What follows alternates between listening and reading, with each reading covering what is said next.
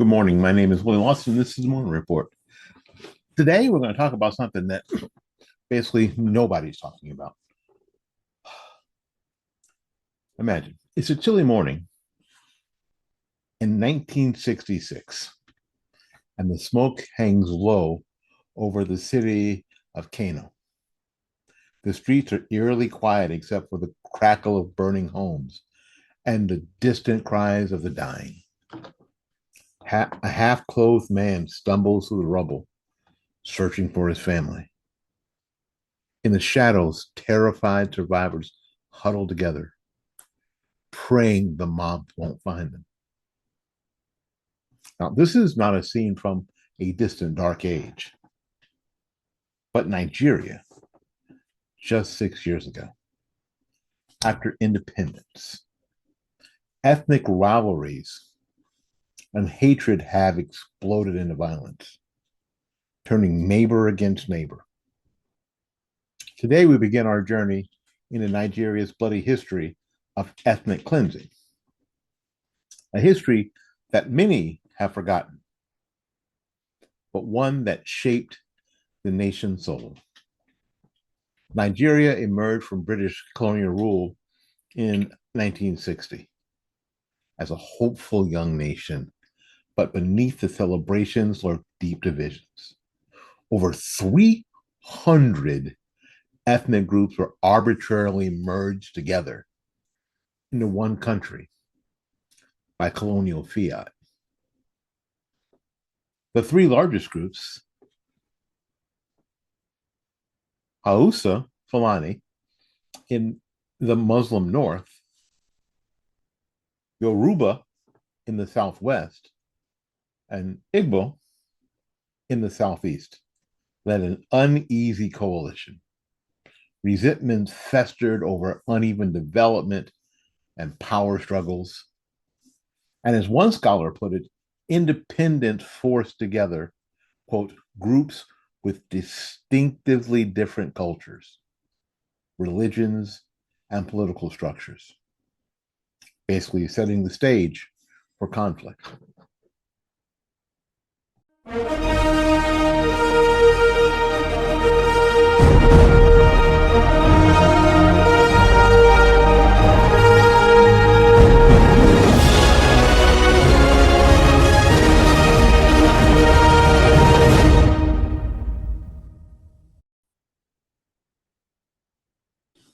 Okay, the first crack at Nigeria's unity came in January of 1966, when young military officers, mostly Igbos, staged a coup, assassinating top politicians, including the Northern Prime Minister. The Igbo leaders, although they denied it, it was an ethnic coup. Many in the North saw it as a Igbo grab for power. Just 6 months later, Northern officers struck back in a counter coup. What followed was not just a change in government, but an eruption of ethnic bloodletting. In late May of 1966, again and again in July and September, ordinary Igbo civilians living in northern Nigeria were attacked in reprisal. Witnesses described how Igbo migrants, traders, teachers, officers, whomever, were hunted in their homes and on the streets. The massacres were systematic, marked with unspeakable brutality. One Igbo survivor later recounted the wave of killings in the north, how they were butchered, what happened to our people, and there was nothing coming from government. By the time the pogroms ended, virtually all Igbos in the north were either dead or had fled. Estimates of the death toll range from about 8,000 to as high as 30,000 slaughtered. At least 1 million Igbo refugees streamed back into their eastern homeland in fear. Mobs that were armed with machetes and guns showed no mercy. murdering even women and children in broad daylight. There were many reports of Huasa mobs chanting incantations and calling for Igbos, calling them vermin and snakes to be crushed while they went on this rampage. The few Igbos who survived in the north did so by luck or by the kindness of strangers. Some hid in railway cars or cargo trucks that were heading east. Others were shielded by sympathetic northern neighbors who risked death to save them. But such heroes were basically few and far between. Most northern authorities either lost control or silently condoned the carnage. And as the massacre spread, the eastern region's military governor, Lieutenant Colonel Emeka Ojukwu, warned that what was happening was nothing short of an attempt to exterminate his people. In the east, pent-up anger led to retaliatory killings of northerners, though on a smaller scale. Nigeria was coming apart. The eastern region's leaders, watching their people pour in wounded and traumatized, felt they had no choice but to succeed.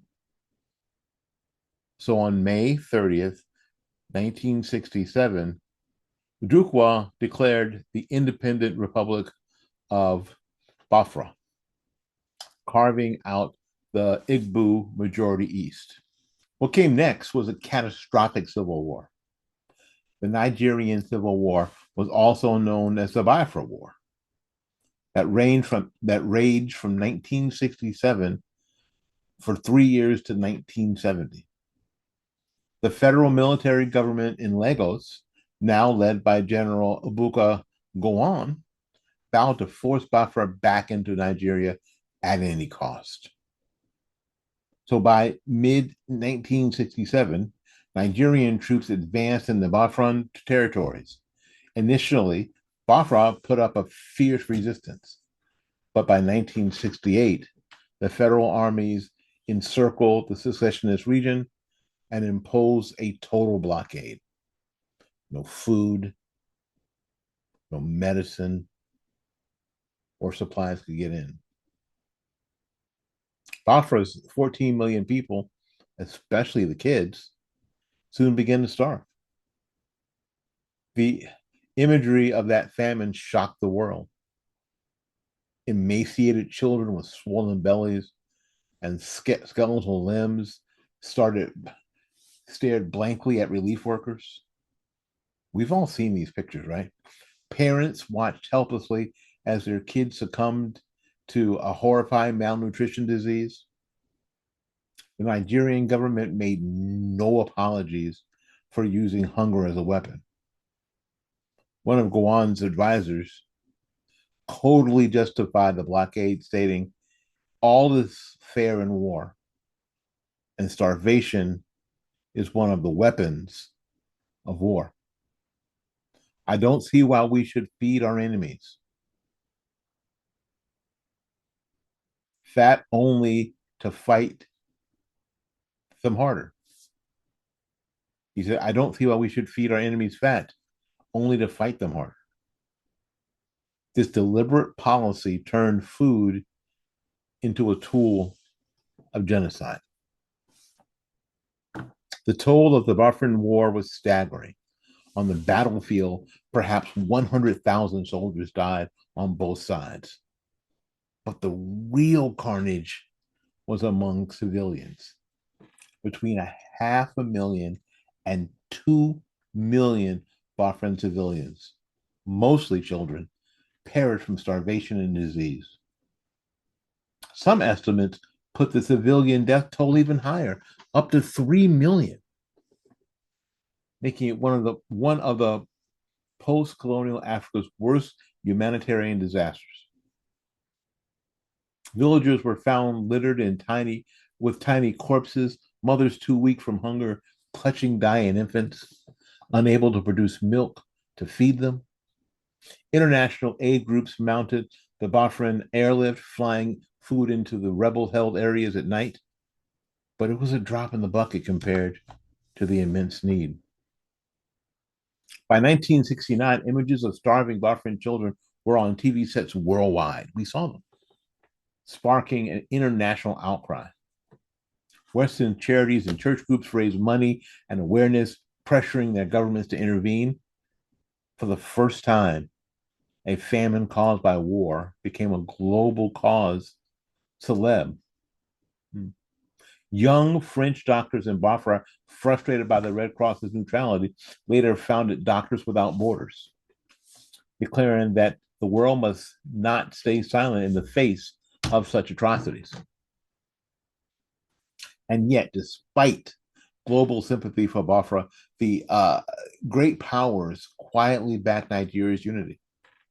Britain, Nigeria's former ruler, and the Soviet Union supplied Gowon's troops with weapons. While most African countries feared that supporting Biafra would encourage separatism in their own lands, because they figured that if you supported Biafra,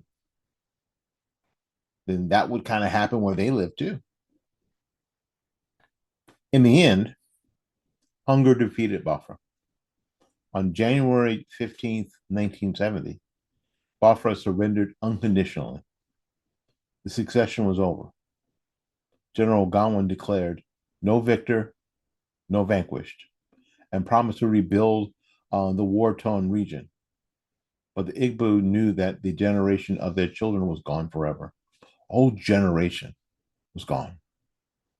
The war left deep wounds. Entire towns like Asaba had witnessed massacres, such as when the federal troops rounded up and shot hundreds of men in Asaba in October of 1967. This woman said, "I saw my husband's body in a pile of hundreds," said one woman years later. For survivors, the trauma of Biafra would cast a long shadow. We'll be back with more of Nigeria's bloody history right after this break. Billy Graham famously said he believed the next move of God would be believers making a difference in the marketplace. In the fall of 2019, Anton Kresik moved to Washington, D.C. And as Anton began his career in the political arena, two things became obvious. Godly principles were lacking on both sides of the aisle, and many organizations were putting profits before people. 7 Weeks Coffee was started to reverse this trend and live out Graham's calling as believers in the marketplace. As a values-based business, 7 Weeks Coffee has a simple and transparent mission. Donate 10%, a tithe, of every sale to pregnancy care centers across the nation. They are committed to earning your trust, not expecting it. So how do they do this? Leading with their values, showing the impact and providing the highest quality product. I am a Christian. I'm conservative. And 7 Weeks Coffee unapologetically supports pregnancy care centers across the nation. Please join us by letting your coffee serve a greater purpose. Okay. The end of the Biafra War did not bring an end to bloodshed. Nigeria remained under military rule through the 70s and 80s. A series of generals promising unity, but often ruling with an iron fist. Ethnic and religious tensions simmered beneath the surface. And in the 1980s, they boiled over in a series of sectarian riots and military crackdowns that once again drenched the land in blood. One of the earliest and deadliest were the Kano riots of December 1980. In the bustling northern city of Kano, an extremist Islamic preacher named Muhammad Marwa, known known as Matiznin, meaning the one who curses, led a cult-like sect that preached hatred of modern society. In the late 1980, his followers turned the city into a war zone. They attacked even fellow Muslims who rejected their fanatical teachings.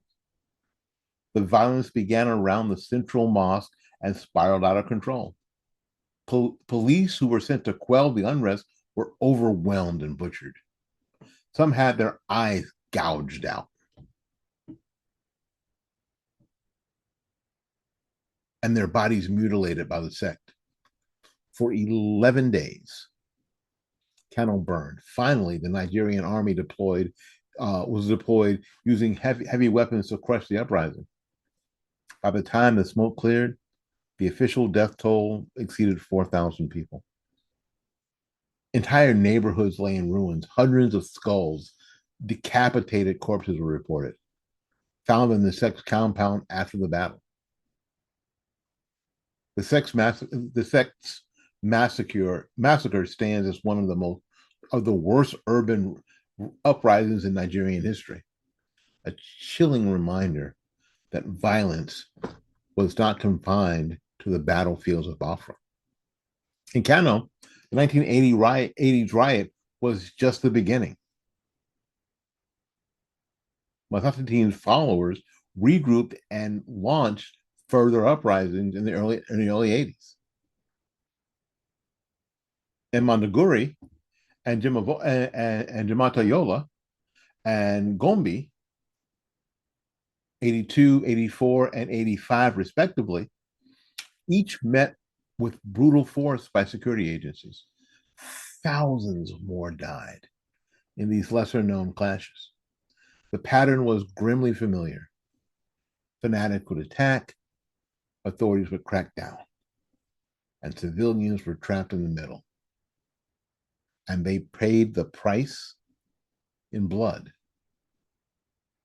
Meanwhile, inter-ethnic tensions in other parts of Nigeria were flaring as well.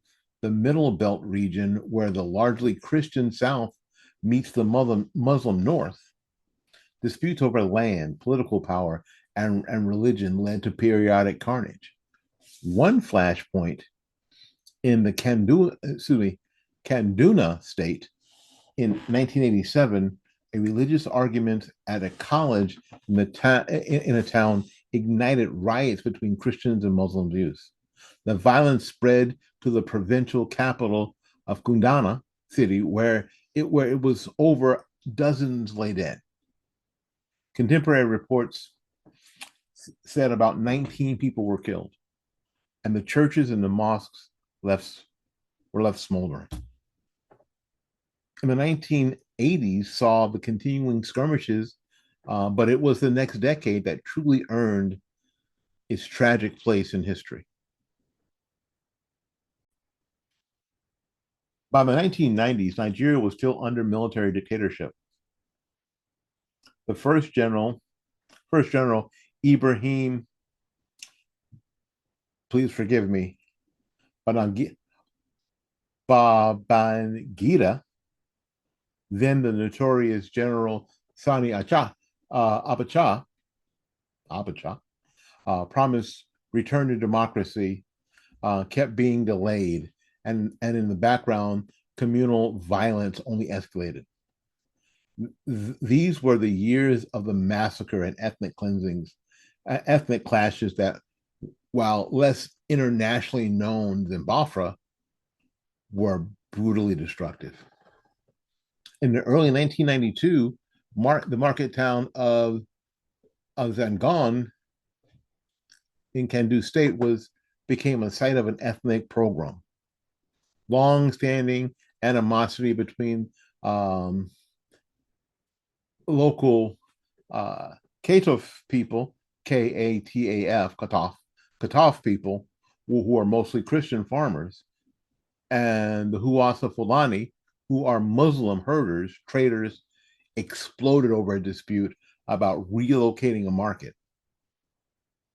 What started as a small quarrel turned into a bloodbath.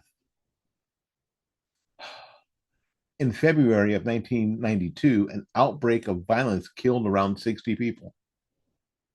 Authorities largely ignoring the warning. Then in May of 1992, a full-scale riot engulfed the city and all the villages. They were torched and indiscriminate killings raged for days. When the army finally restored order, as many as 1,800 people lay dead. And the Zangon Kataf had become a ghost town. The violence spilled over to Kaduna City and other towns as the news of the massacre fueled revenge attacks, adding hundreds more to the death toll. Shockingly, the military regime's response was to arrest several prominent community leaders, including a retired general, and sentence them to death in a secret tribunal, essentially blaming the victims. It was a classic tactic under Nigeria's juntas: force and fear over justice. That same year, on the opposite side of the country, an invisible war had been raging between the Tiv and the Junkan ethnic groups in what now is Tabara and the Benue states. This lesser-known conflict over land rights and political control claimed as many as 5,000 lives between late 1991 and 1992. Entire villages were wiped out, dozens of communities were razed, and up to 150,000 people were displaced from the area. The remoteness of the region and the fact that both tribes were minorities meant that this massacre garnered little press or government attention. And as Human Rights Watch reports noted at the time, the authorities only intervened late, and even then, some police were implicated in abetting the killings rather than stopping them. It was a pattern seen again and again, the state either failing to protect citizens or worse, colluding in the violence. Perhaps the most egregious example of state-sanctioned ethnic violence in the 1990s was the crackdown in the Niger Delta. I can say Delta. Here the Ogoni people, a small ethnic minority in the river states, had been protesting against environmental devastation of their lands by oil companies, especially Shell. Under General Obuka's rule, this peaceful movement was met with a campaign of terror. Villages were stormed by military units. Reports emerged of mass rapes, arbitrary arrests, and the murders of villagers suspected of supporting the protests. By one account, thousands were killed, raped, beaten, detained, or exiled in the early 1990s.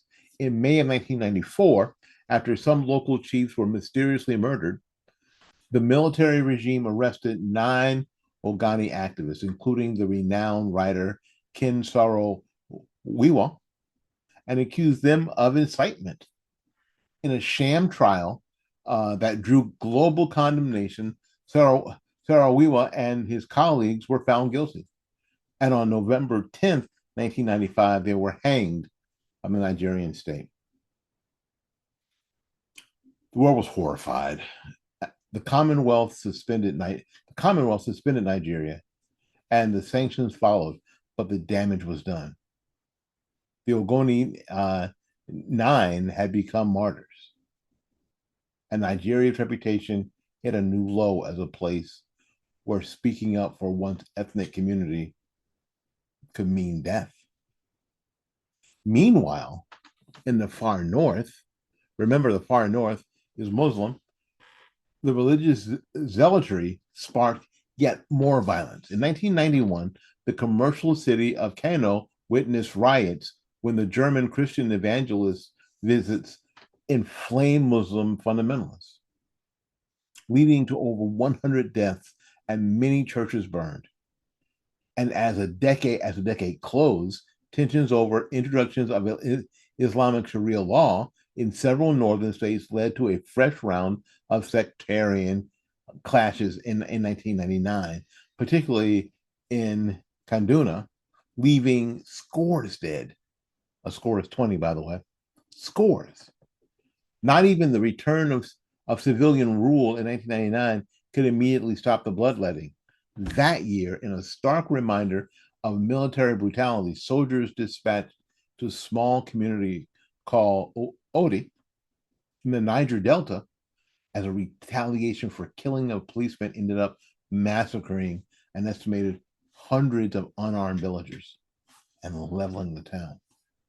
The cycle of violence, it seemed, has simply entered a new chapter. And in closing of this section, from 1960 through the 1990s, Nigeria's history reads like a litany of human tragedy and resilience. We have heard how ethnic mistrust and political ambition ignited the flames of genocide in the 1960s, how Igbo civilians were slaughtered on the streets, and how an entire region was starved into submission in Biafra. We've seen that even after the war, the killing never truly stopped. Military rulers came and went, but ordinary Nigerians remained at the mercy of the mob violence or state repression. Whether in the slums of Kano, the marketplaces of Kaduna, or the oil fields of Oganland, that's right, Oganland. I'll get these pronunciations. I will. I promise. These events are not just statistics in history books; they are searing memories carried by survivors, the mothers of Asaba who lost all her sons in a single afternoon, the child in Biafra who grew up listless and scared by hunger, the villagers in Zangon Kataf who still live next to mass graves of 1992. Now, in part two of ethnic cleansing in Nigeria, a bloody history, we will confront the more recent chapters from the dawn of the new millennium and Sharia conflicts and the rise of terror groups like Boko Haram to the ongoing clashes that prove the past is truly not the past. Understanding this bloody history is not just an academic exercise. It is a reminder of how fragile nation building can be and how vital it is to remember that the human cost when a country's motto, unity and faith, peace and progress, is shattered by hatred.